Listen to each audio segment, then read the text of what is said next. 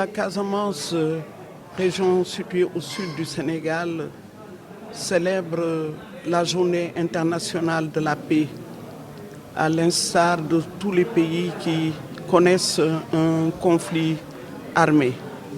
Ce 20 septembre, nous avons organisé un panel avec les observateurs de la crise en Casamance.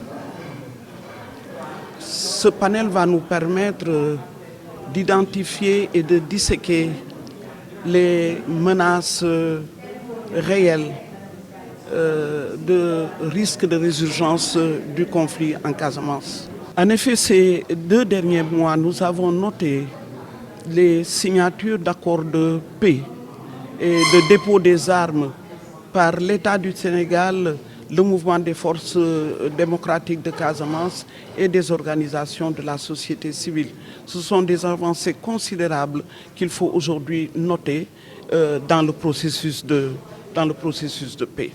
Et nous lançons encore un appel à M. Salif Sadio et à l'État du Sénégal pour qu'il renoue le dialogue avec Saint-Egidio pour faire avancer le processus de paix. Donc le Sénégal, c'est un pays de teranga et que je pense que tout ça, avec le dialogue, je pense que ça va se régler parce qu'il y a eu beaucoup il y a beaucoup d'activités qui ont été mises en place et beaucoup d'étapes qui ont été franchies.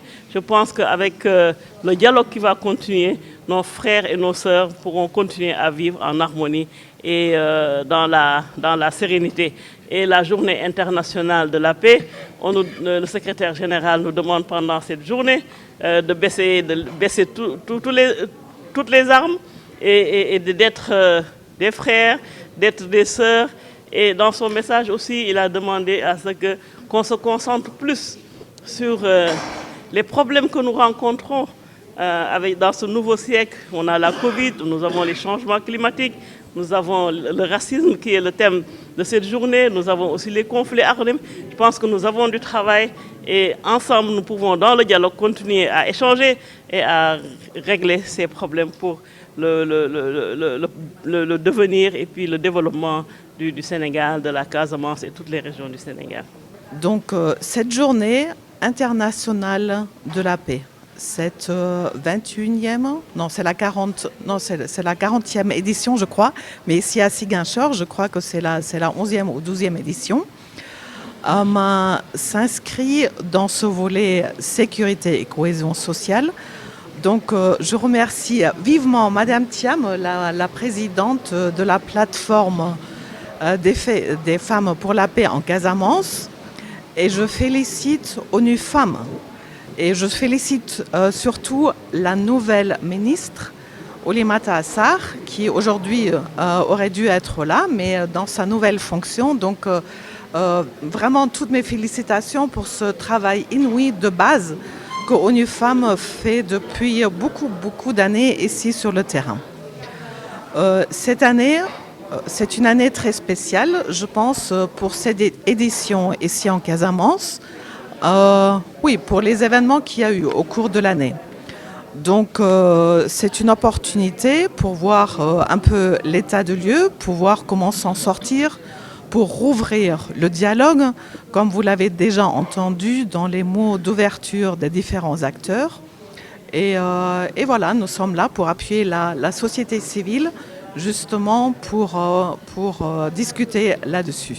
La plateforme des femmes pour la paix en Casamance, également sur le thème, je pense, relance des activités de paix ici en Casamance. Je pense que c'est un thème qui vient à point nommé au vu de ce qu'on a vu, les derniers événements qui se sont accélérés, aussi bien malheureux que salutaires également. Je fais allusion à cet accord de paix qui a été signé en Guinée-Bissau. Je pense que c'est des choses à saluer et je pense que c'est également pour nous l'occasion de remercier la plateforme des femmes. Dire donc que c'est une plateforme qui est en quelque sorte très active pour la recherche de la paix en Casamance. Nous, en tant qu'élus de cette commune, qui est l'une des nombreuses communes de la Casamance naturelle, vous n'êtes pas sans savoir que notre souci, c'est en quelque sorte de mettre nos administrés dans de très bonnes conditions de participer au développement de ce pays et à la base de la région, mais également de notre commune. Je pense que bientôt le maire va lancer les activités sur l'économie sociale et solidaire, l'intercommunalité. Tout ça suppose quand même l'implication des populations à l'échelle de la région naturelle, bien sûr, de la Casamance. Et qui parle de la région naturelle de la Casamance a souvent tendance à penser à la paix et à la sécurité, qui est vraiment essentiel, qui doit précéder le développement.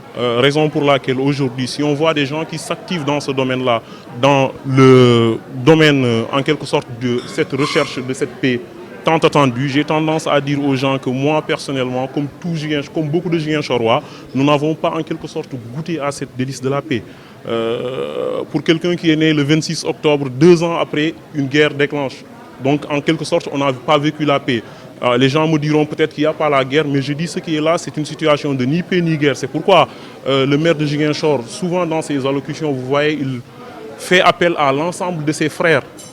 Je veux faire allusion aux combattants. Il leur demande de poser les armes. Je pense qu'on doit avoir ce courage-là. Et aujourd'hui, j'ai vu ça.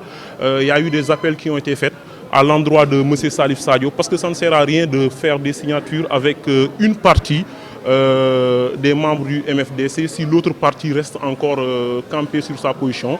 Je pense qu'il faut avoir le courage de demander à nos frères de déposer les armes, avoir également le courage de dire aux gouvernants de communiquer, de partager par rapport aux informations sur le processus, également sur l'évolution.